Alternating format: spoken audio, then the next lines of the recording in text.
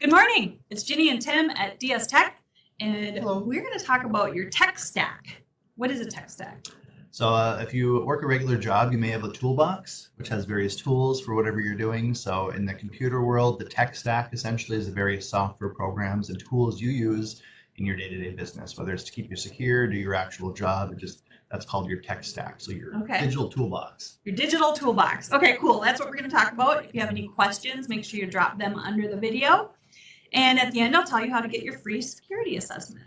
So let's talk about this tech stack and what we recommend for 2026. Right. So this talks about, technology evolves fast, new tools, new platforms, there's new names, these must-haves, but the overall idea behind the tool itself is still there. And a lot of these you hopefully are already doing. If you're a customer of ours, you're probably doing already almost all of these anyway, but we're going to go through some of the most important, in my opinion, from security purposes and some other stuff as well. So the first thing that I think that any technology or, any company realistically with the technology should be doing is called security awareness training. So that's where you are purposely trying to train your staff, whether it's through the fake emails that you send them, where if they click on the link, it says, oops, you've been phished, and it's a training moment, to you can have cybersecurity awareness, where you have little short form videos they watch once a year as a refresher. It's like, oh, QR codes can be malicious now, and just kind of keep up in the latest stuff when they're worried about their day-to-day job. They don't have time to think about security all the time. So just having that refresher will keep up with the latest trends and what to look for, what to avoid, all that kind of stuff. So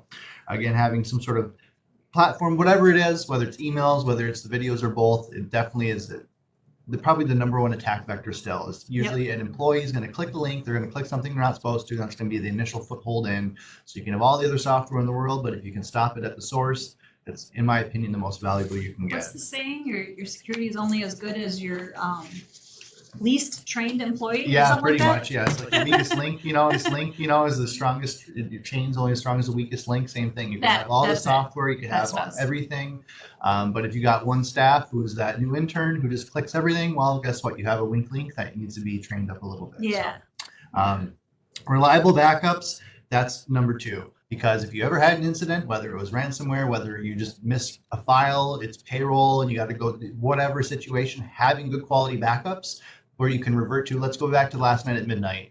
Or, even some companies do it every hourly. It just all depends how you're set up, and you pay for more storage and things like that. But having a good quality backup to restore to, that then is also, you set up in a secure way that it won't be infected as well if you didn't get a total wipe. So usually you have the redundancy. We won't get in all the different backup, the 3, 2, 1 and all that stuff.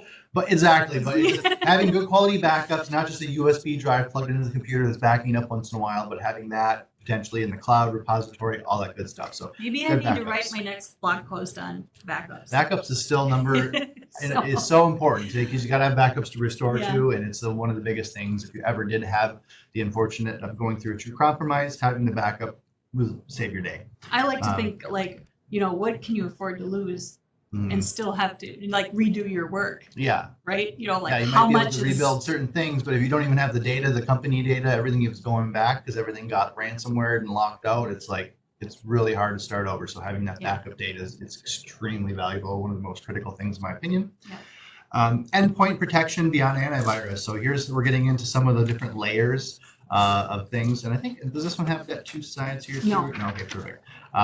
So that's fine. So basically, back in the day, you have Norton antivirus, or maybe you have malware bytes or something that you slapped on your computer. It was probably good enough for that. But nowadays, because of the threat landscape is so vast, and there's so many different things that are happening with attackers and bad files, you want to typically have an antivirus that is coupled with what they call a security operations center. So you'll have both software on your computer and then live humans that are looking at things using AI even to help parse all the alerts, because they're looking at millions of alerts, all this stuff, and it gets all funneled down. So you have that advanced, they call it EDR, an endpoint detect and response. And then what we utilize is called the MDR, managed detect and response. So then we're having that team manage it for you, because if you were a big enough organization, say Google, you might have your own security team managing your alerts, but most small businesses, they rely on these SOC centers, which you have the Huntress SOC, SentinelOne SOC, CrowdStrike SOC, all the high-end EDRs have the different SOC, and so if you get our software, you'll have the high-end SOC to go along with the software end of it. So again, basic antivirus will look for signatures, where modern attacks look for living off the land tools and things where they might use a tool that's on your computer that's used for a real purpose, but they're using it in a bad way. Like a hammer, you can hit a nail with it or you can hit a person with it. One way is good, one way is bad. It's just the same thing. The tools, the attackers can use them in bad ways, and the more advanced solutions will look for that and then alert you to that, even if it's not a truly malicious file. Password and identity management. And this is becoming more and more important as we're getting more and more cloud-based accounts. Think about how many emails and passwords you remembered maybe 15, 20 years ago, and how many that you have to remember nowadays. With the advent of social media, all your work logins, you got 2 logins for work, 1 for personal, all this stuff, it can get really hard to remember it all. Most of us only have limited memory space, and you don't want to write things down physically and all that kind of stuff. So having what's called a password manager is the best solution. Whether you go with ours or use your own or whatever, I'm telling people to do this even in your personal lives. You can get password managers to store all your passwords and keep them secure. And then you couple that with multi-factor authentication. So when you're logging in, you have to either do, whether it's the biometric, fingerprint, you have a code, whatever you want to do. Mine, I have to go open up the password manager with my, which is behind probably a swipe fingerprint just to get into it. And then it asks me for the authentication code. And then it fingerprint the code usually after that one more time maybe. That's why they call it multi-factor now. Is it sometimes it grows multiple steps, which is fine. That's just more layers of security, right? But I only have to do that once, and then all my once passwords you're in, then you get logged in. Exactly. You have to think of it. You have a really super secure vault, and all your handwritten passwords are in that vault. So the vault's really locked down, and once you're in there, you can then use those passwords. And the nice thing is they're built now where there can be built-in browser extensions. So the idea that they'll actually fill in your browser email and password like the browser does now. So the functionality can be similar, and it's not too hard on the end user. It does take a little bit to set up, and to get your initial passwords in there can be a little bit of a daunting task. But to start with your most common ones and add them in.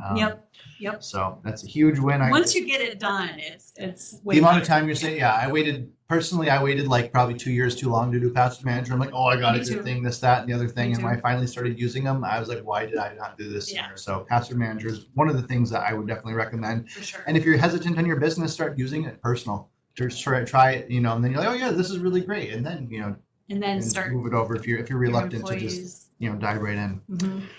So now we got some other ones. We've got remote monitoring and support. So IT should be proactive and not reactive, which is what we've definitely built over the years. We used to be always chasing tail, running over to all the emergencies, and we still do that. Something breaks, we will send techs over to your place and fix them right away. However, by staying ahead of it, by getting the reporting, having all the different software send us signals so we can get ahead of it before something breaks completely, is the way to do it. So being very proactive. And so that's where, if we're doing our job right, you don't even know we're here, right? That's the whole idea behind it, even though it's we had customers ask before, are you guys been doing anything what are we paying for? What are you doing? And then you can send them all the update logs showing what we have been doing. But that's the best kind of thing that we like to hear, because it means we're doing our jobs while your business is not being interrupted. And exactly.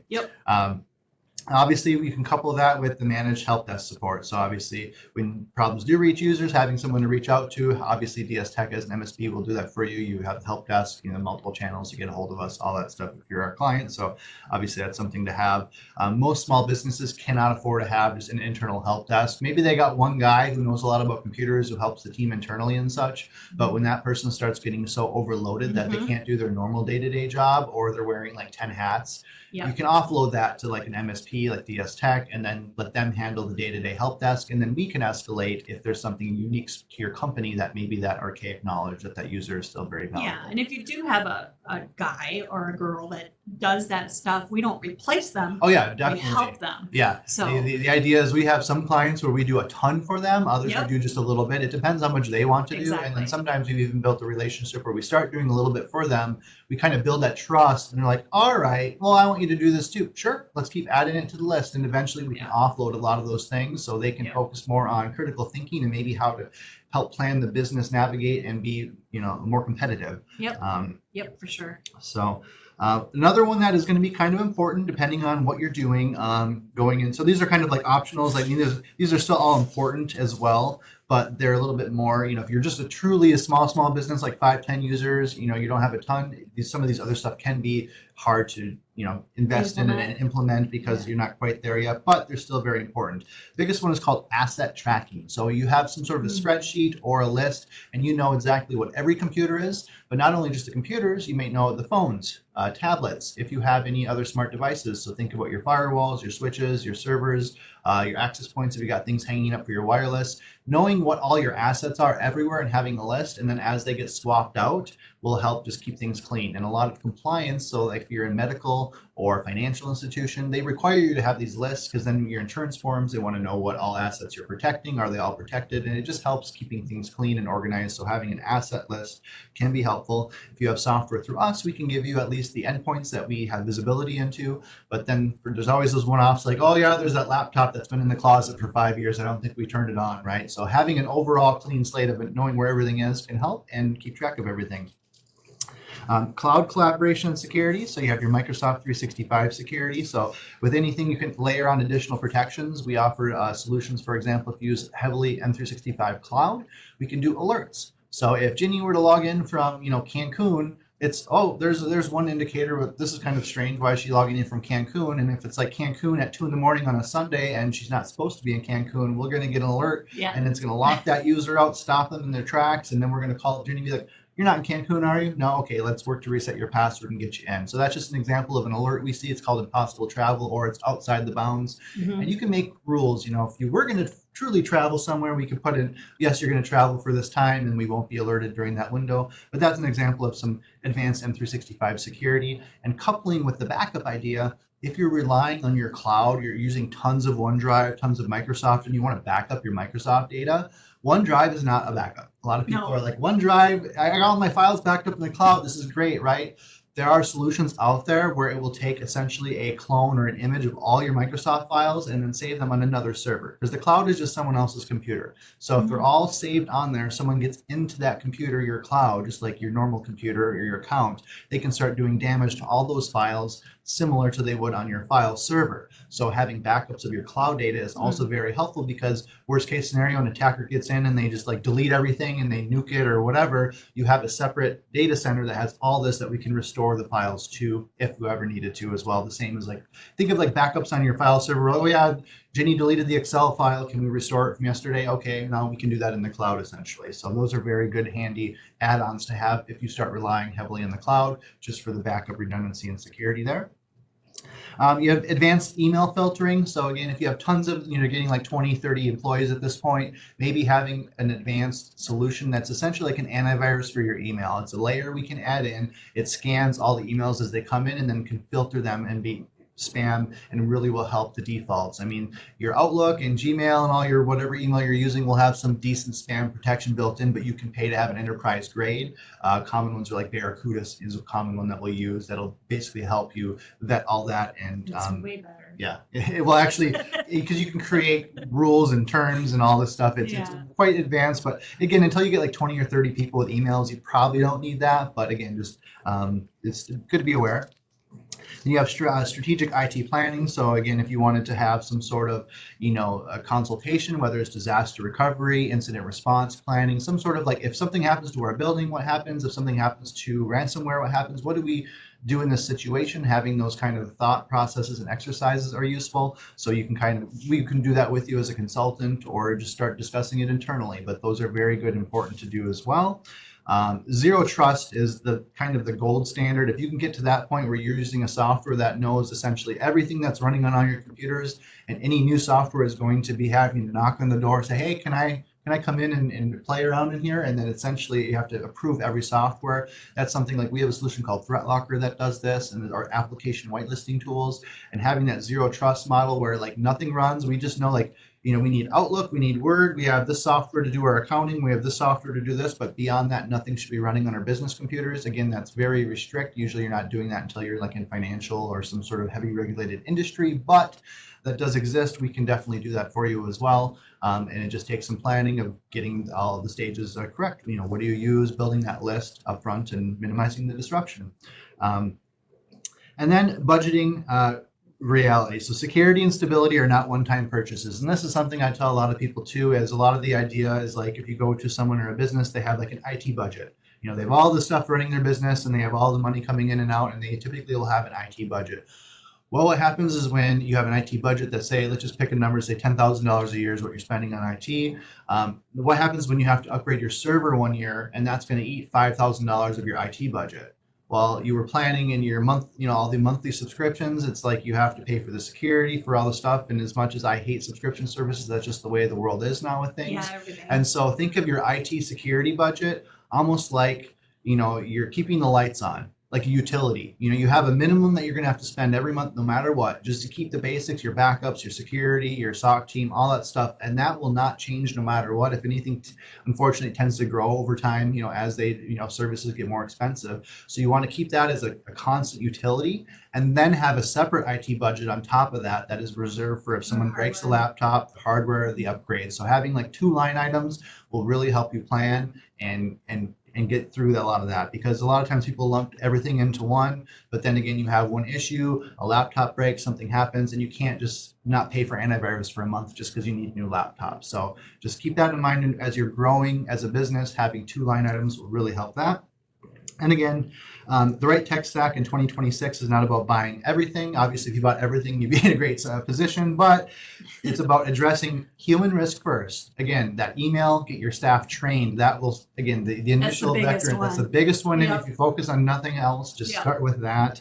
You build your strong technical foundation, you start to scale internally, and then you get the add-ons as it makes sense as you start getting larger and you need the support. So again, if you want, we can always, add additional details and things like that, but that's pretty much all the different tech stacks. I mean, there's other things we offer as well, but those are kind of like the vital core ones. And I know we went through a whole lot there, but if you start at the beginning and you just start adding one at a time, maybe you only use 2 things or 3 things. Just keep layering it on when it makes sense, and eventually, before you know it, you might have the whole tech stack running under your company. So yeah, and if you go get our free security assessment, we can get you started with whatever. We'll give you a list of what you need to do, what is necessary. Yeah, we can even tell you where you're at. Oh yeah, you guys are already doing this great, and this is okay, and kind of do a quick little assessment and see where you're at. Whether you do business with us or not, for real. I mean, that's what it's for. And then obviously we do have all the solutions. Yeah. So if you want both, then we have them. Absolutely. So make it a great day. Visit our website at dstech.net to sign up for your free security assessment, and we'll see you next time.